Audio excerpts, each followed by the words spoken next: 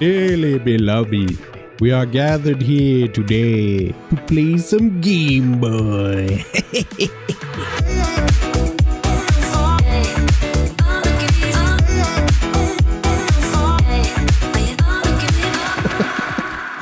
Alright, dude, usually I would upload like a long play gaming video of some sorts on Friday, but today I wanted to make a video about my Game Boys.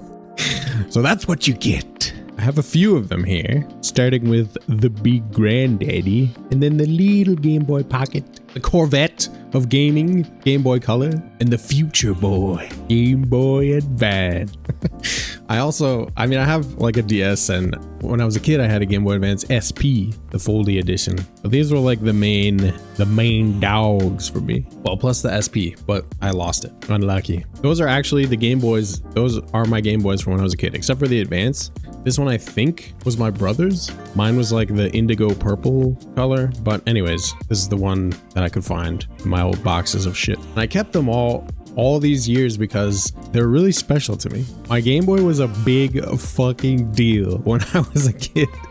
And I didn't have one for a while. Before I had the big granddaddy, the brick, I actually had to steal one from my best friend. I had to steal. What are friends for, right? My friend Andrew, when I was in like kindergarten or first grade, had one of those. One of these big brick Game Boys. And on it, he had Pokemon Red version. And dude, I can't even describe to you how fucking cool it was to play Pokemon Red or Blue as a kid. Like, being able to play games on something handheld was crazy.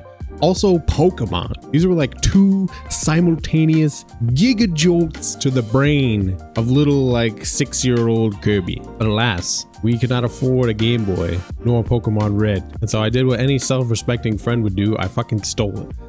Of course, my parents knew very well that I did not own a Game Boy, so I had to play it in secret. But it's hard to do things in secret when you're a little kid. Your parents like pretty much find out about shit. And so the way that I determined I was gonna do this was by pretending to take naps. And before this, I never took naps, dude. I never slept in the middle of the day. And all of a sudden, one fine day, I'm like, oh mom, I'm tired. I'm gonna go lay down for a little while.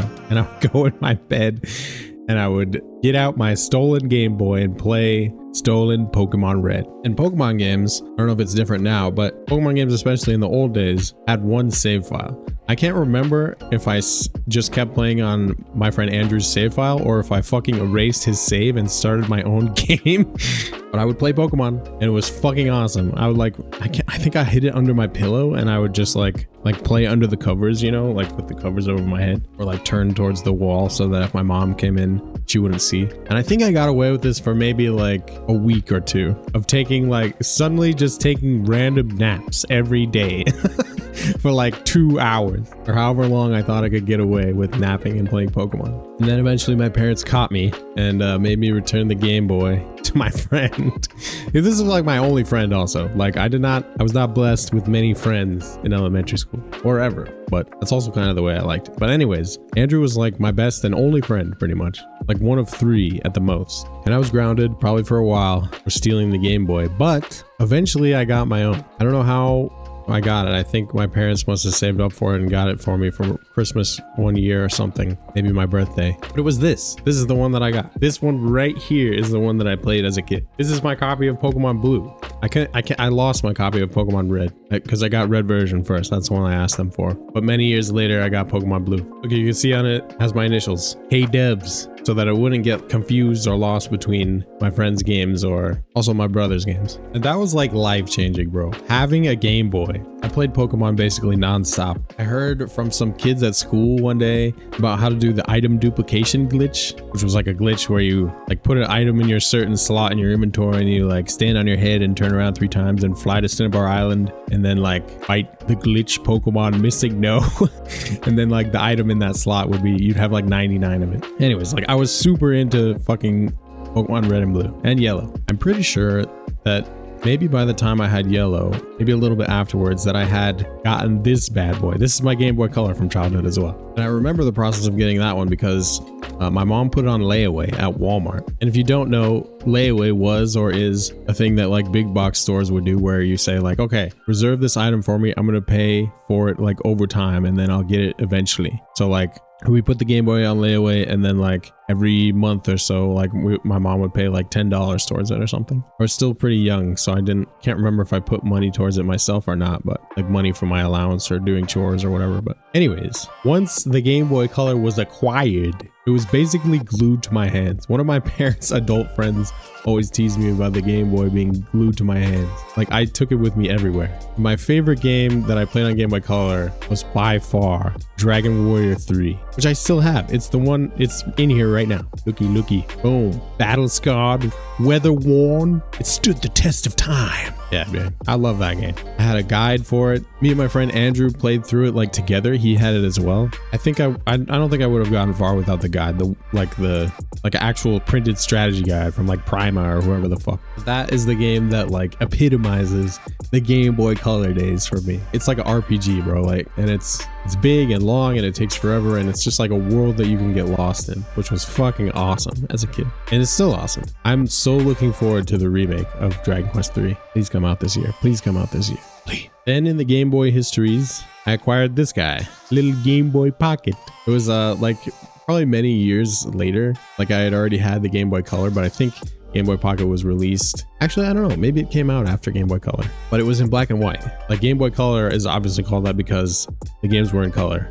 If you don't know, games on the brick were in black and white. Watch, look, I can show you right now. Boom.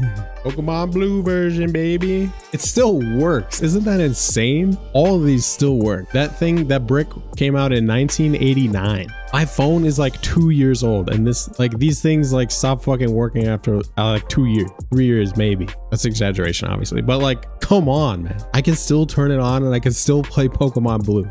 It's painful now because none of them have a backlight. Game Boy Advance SP finally had a backlit screen, and it was like big. Also, you can mod these. People do like modded backlit screens these days, but I haven't gotten any of these modded because they're like too precious to me to mess with. But after Game Boy Color and Game Boy Pocket was the big daddy, Game Boy Advance. It was small, lightweight.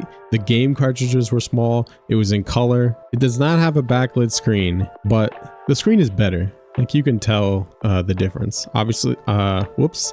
That's an official game cartridge. Don't worry about that. Is that convincing? Hopefully that was convincing. Yeah, I mean, you believe me. Anyways, my favorite game on Game Boy Advance was probably Metroid Fusion. Although I think I played the first Fire Emblem on this as well. One of those two. My friend Anthony and I we played this together. Like he had it as well, and I would just like come to school and like we would ask each other like how far we got or like what secrets we discovered, and like I don't know, man, it was a good ass time. I love that game. Then they released, of course, the Game Boy Advance SP, which has this like cool flip phone foldy aesthetic and a backlit screen, which was a fucking game changer. I actually, for this guy, I had like and the Game Boy Color, a third-party light. It was like a screen that went over top of this with a light that shone down on it, which like magnified it or whatever, and also lit up the screen so you could play better at night. So and it's like kind of a pain to carry around this like extra fucking bullshit to put on top of your Game Boy. So I was really hyped that the SP had a backlit screen. And then afterwards, like with the DS, the Nintendo 3DS, I think I had them, but I didn't ever play too much of them. Like the DS, the dual screen thing to me kind of felt like gimmicky, like I never really got invested in it. I did get them later for like retro gaming emulation, which I think they're still really good for. But I also kind of took a break from like handheld gaming